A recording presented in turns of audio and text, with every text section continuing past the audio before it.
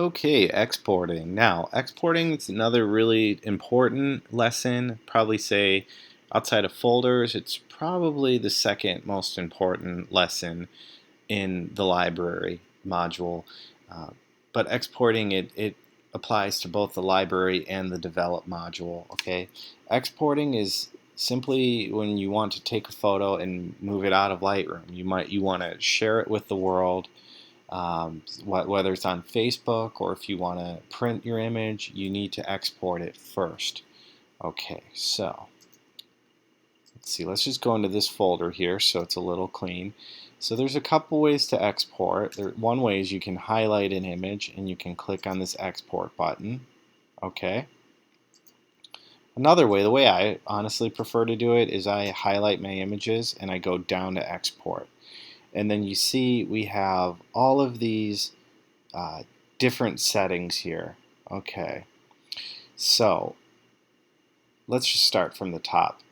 Export brings up our export window, our export box. Okay, let's cancel out of that. Let's go back. Export with previous. This means you can export your photo with the last settings that you used. Okay, so this is really useful if you are let's say you're exporting photos for social media and you're using very specific settings. If you know that the export settings are going to be the same as the last photos you exported, you can just click export with previous and it's just a little bit easier.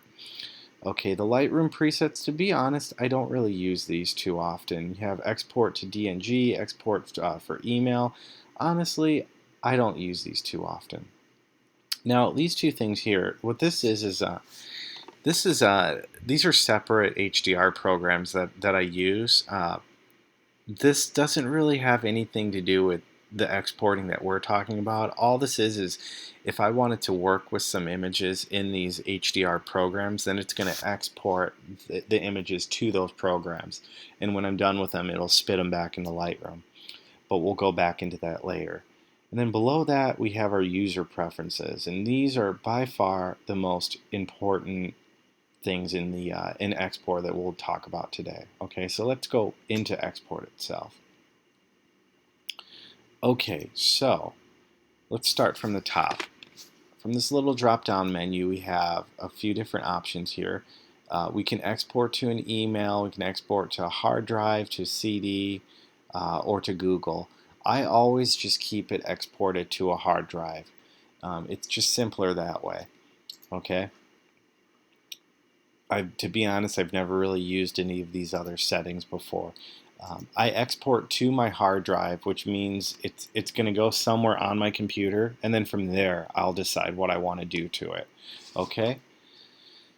Alright, so let's start from here. Okay, the export location. This is simply telling us when we export our photos, where do we want them to go. Okay, so if we see here, we have different options here. We can export to our desktop. I'm using a Mac, so it can go to my documents folder, a home folder, and so on and so forth. By default, I just keep this selected to specific folder, because typically I'm exporting my photos to my desktop or to an area where I want them to go. So I keep it to a specific folder and then I specify where I want it to go here. Okay, so we have our folder. This shows us the location of where our exports will go. Right now I have it set to my desktop, but I can choose anything.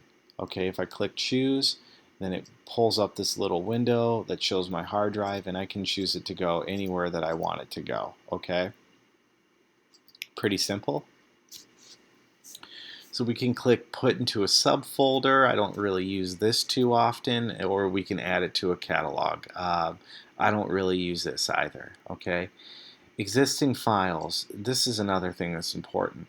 Now, this is if you export two of the same files.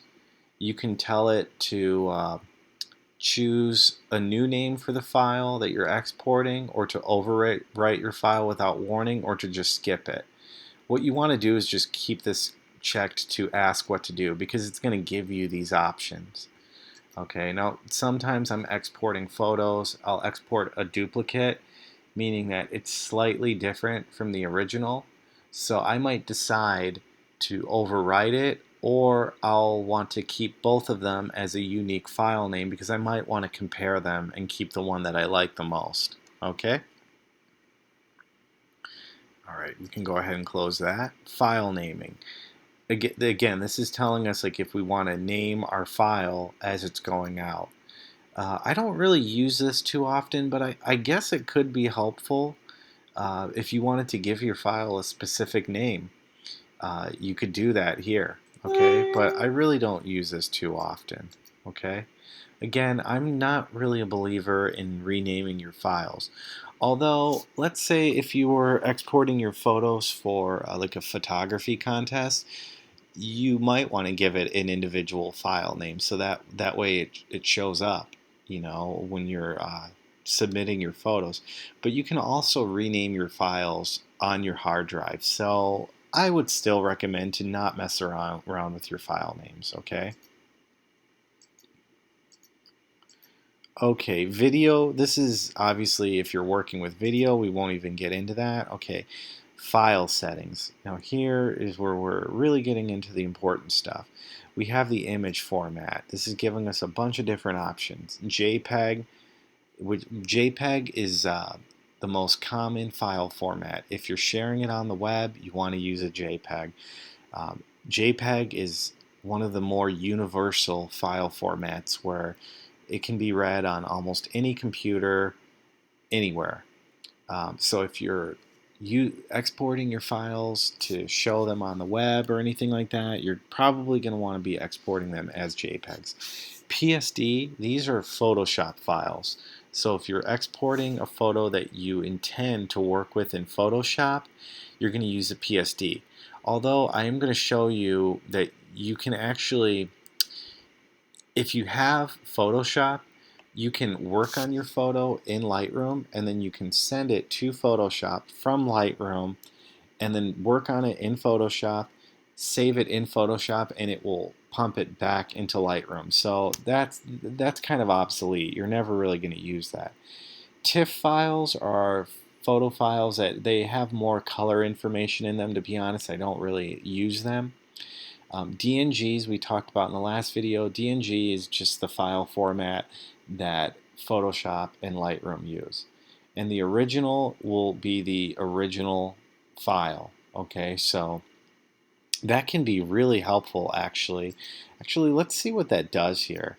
What would happen if I'm curious as to whether or not this would actually export our images as raw files. I'd be interested to know that. So let's try that. Okay, let's export this photo. Go to export. Okay. Now, we're going to set our location to desktop. No file naming. Let's export it as the original. Okay. Let's do it. Let's see what happens here. Okay, did it pretty quickly, a little suspiciously quickly, because it's a large file. It should not have exported that so fast. But let's see. Yeah, okay, no. So this exported it as a DNG. So that answered my question. So there's really no point to have that DNG export option there because all the files are essentially going to be exported as a DNG anyways if you copy them as DNGs in Lightroom. Okay, so that's that. Let's go back. Okay, moving on. Okay, so for this image, we're going to keep it set to JPEG. Color space, sRGB, Adobe, ProPhoto. So these are different color spaces. In theory, the Adobe RGB has more colors supposedly than the sRGB. So if you're printing your images, it's said that you can get better colors from an Adobe RGB. But that is kind of getting into an area where it's a little complicated and there's a lot of debate as to whether or not you should be shooting in sRGB or Adobe RGB. Honestly, for me, it was a little too complicated, and I felt like worrying about all that stuff took away from the art of photography. So I just shoot and export in sRGB, and I keep it simple because at the end of the day, I've printed photos between sRGB and Adobe RGB, and I have not seen any difference at all.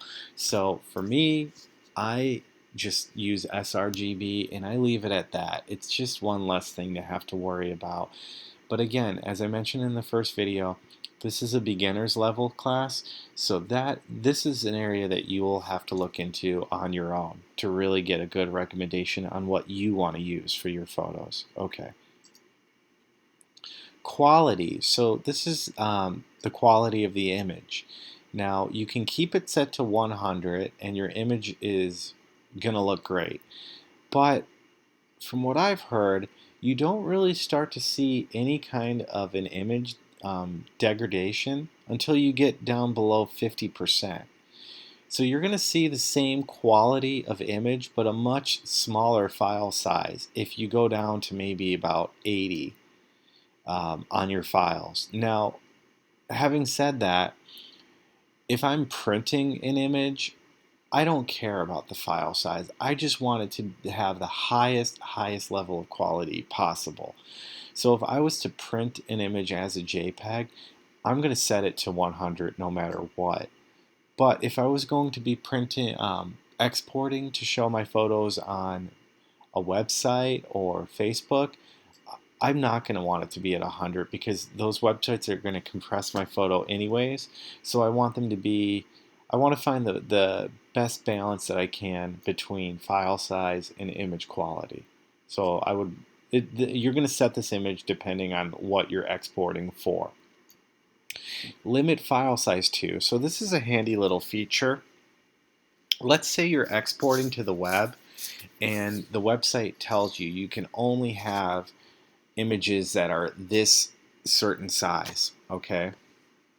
So if they said we can only we can only show images that are 1 MB in size, all you have to do, rather than playing around with this quality setting to get the image size where you want it to be, you can go to limit file size, and you know a megabyte is 1,000 kilobytes. So if we wanted it to be 1 MB, we would just say 1,000 kilobytes.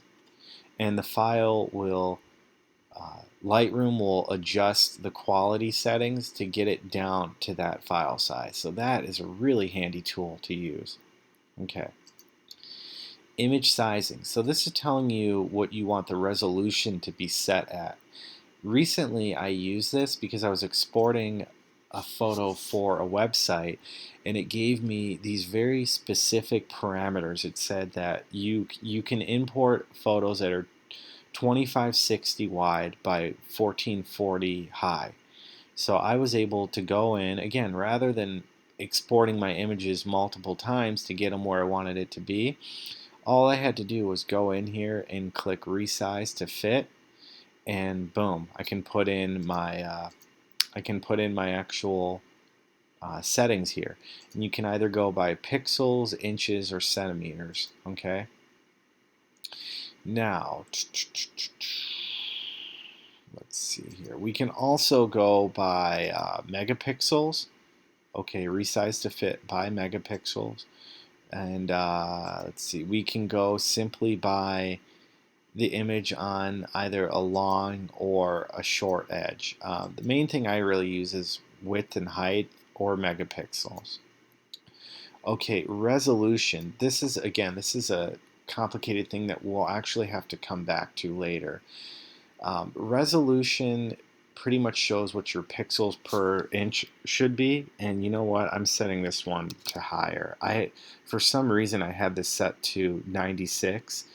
In theory, the higher your megapixels go, the higher your resolution is in this box, the higher the quality is going to be in your image. So this is going to show 300 pixels per inch. But again, this is getting into an advanced area. You're going to need to look into this on your own time in a different area. But I can tell you right here that just like with the size of your file, the quality of your file, there's a lot of debate as to how high you actually need your resolution to go if you're exporting. Okay, so what I'm getting at is if you're exporting for the web, 300 is way overkill. Your files are going to be much larger, and you're never going to see any difference at all. So if you're exporting for the web, you want your resolution to be closer to 96 or even 80. If you were printing, that's where you would want a higher resolution, okay? So you would set your resolution to maybe like 300 or something like that. But again, photographers have done tests where they've shown pictures back to back, pictures that have 100 pixels per inch as opposed to 300, and you can barely notice any difference. However, having said that, if I'm exporting a photo to be printed, I want it to be the highest resolution quality possible. So I'll probably set it to at least a 300, okay? But again, you got to balance all these things with what you want the file size to be. I mean, if you could set this to what, 1,000 pixels per square inch. I'm not even sure if it can do that, but your files are going to be freaking massive, and it's going to be very difficult to work with them. Okay. Output sharpening. So this is something where you should be sharpening your images in Lightroom, but when you export them, Lightroom can add just a little bit of extra sharpening to them if you want it to. So you can sharpen for the screen, meaning the computer screen, or you can sharpen for paper, whether you're doing a matte or a glossy paper. Now, given the fact that I sharpen in Lightroom, and I tend to push my sharpening a little bit past what I would determine to be like a medium setting. So having said that, I don't always necessarily want Lightroom to add any extra sharpening, because too much sharpening can be a bad thing. So in all honesty, I don't always use that output sharpening, but if you do, I would recommend that you just use a standard amount of sharpening. You don't want to go overboard with your sharpening, okay?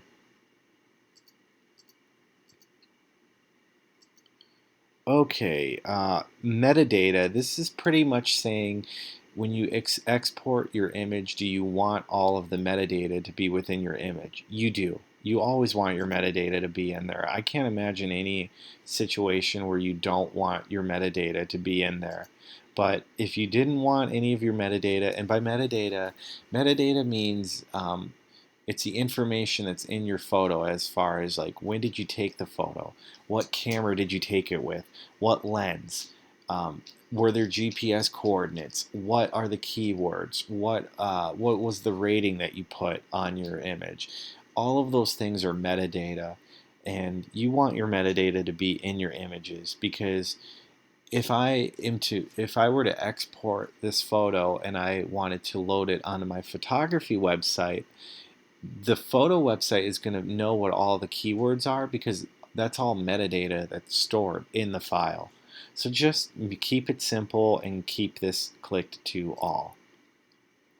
Watermarking. Now this is something that I will get into in a separate advanced video, but this is pretty much like if you want to leave a watermark on your images, which is very helpful. I'm going to leave this, I'm just going to leave that unexplained for now, because we will go into a more detailed video as far as how you create and edit your watermarks, okay? All right, now post-processing is assessing. Blah. To be honest, I've never actually used this before. I guess this is, yeah, this is saying like if you, when you're done exporting, do you want to show your image in the Finder? Do you want to open it in Photoshop? Honestly, I think this is kind of irrelevant. You're not really going to need to use this. Okay. Now, let's talk about presets. All right. Now we're going to cancel out of this because it's probably been about 15 minutes since I showed you what the presets are, but these are all of our exporting presets. Now, just like with an image preset, all it is if we have specific settings that we use if we have a certain export setting, we can create a preset out of that, so that each time we don't have to go in and keep customizing this box each time. It's very useful, okay? Okay, so as you can see, I have different presets here. I have a Facebook preset. Now what this is this is if I'm exporting. Let me close some of this stuff here. So if I'm exporting images that I want to share on Facebook, as you can see, I have a separate folder, a specific folder that I want these images to go into. I have my quality set to 80. I have the specific settings where I went on the internet and I found out that in order for your images to look the best on Facebook, you want to resize your images to fit the long edge at 2048 pixels at a resolution of 96 per inch. Okay, and then I added a little bit of sharpening. Okay, full JPEG means that these images are going to be the highest quality, high resolution images that are going to be exported to my desktop. And these are photos that I'm planning on printing. Okay, oh, another thing I'd like to show you with this is, oh, scratch that. I don't have watermarks on those. Okay. Online backup, honestly, I really don't use this one anymore, but this was, I'm not really sure what the point of this was. I guess, yeah, I mean, this is almost identical to my full JPEG, so we're actually going to go ahead. I'm going to show you right now that you can delete these at any time, these presets that you create. Prints, left and right.